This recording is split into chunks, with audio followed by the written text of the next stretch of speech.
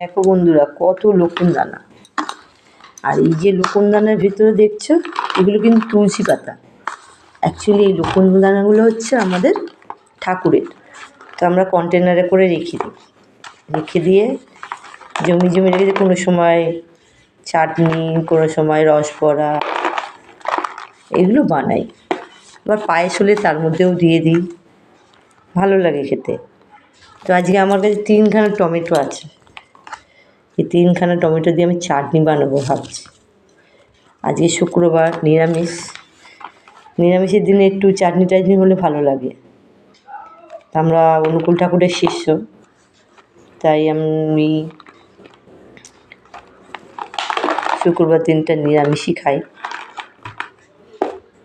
আমি বলতে কি আমরা সবাই।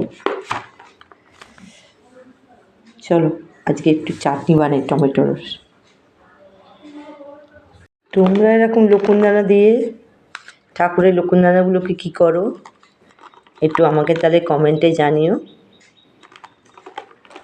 তাহলে আমিও হয়তো তোমাদের দেখে আরও কিছু বানাতে পারবো। এই চাটনি বানানোর একটা ট্রিক আছে, একটা ট্রেনিংয়ে আমরা গেছিলাম।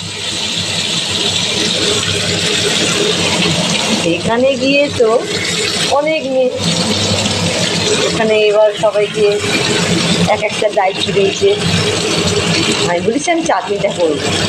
তবে নতুন একজনের কাছে চাটনি রান্না শিখেছি। সেই কি কাণ্ড!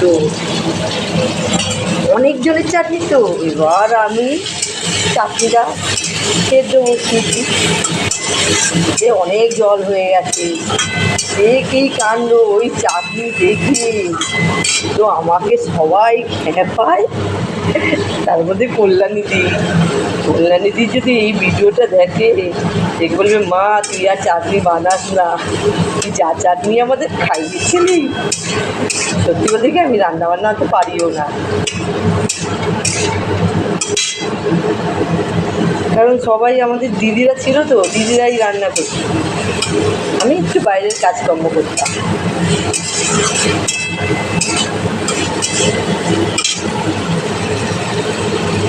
তারপর থেকে আমি আর ওই জল দিয়ে আর সেদ্ধ করে চাটনি বানাই। একজন আমাকে দেখিয়েছিল যে চাটনি টমেটোর মধ্যে জল দিয়ে সেদ্ধ বসিয়ে দিতে হবে, ওর মধ্যে নুন টুন সব দিয়ে দেয়, দিয়ে যেই কমে আসবে জলটা তখন গুড় দিক হোক চিনি হোক যেটা দিয়ে পড়বে সেই সমস্ত মেটেরিয়ালগুলো দিয়ে তারপরে নেড়ে দিয়ে একটু জেলি টাইপের হয়ে যাবে তখন নামিয়ে নেবে। সে করতে গিয়ে তো একদম জলের মতো হয়ে গেছিলো। এই কী মানে এখন এইটা করছি, আমি যে ভিডিওটা দেবো আমার তো নিজেরই হাসি পাচ্ছে। এই কল্যাণীদি দেখে কমেন্ট করে, মা তুই আর চাটনি খাওয়াস না মা।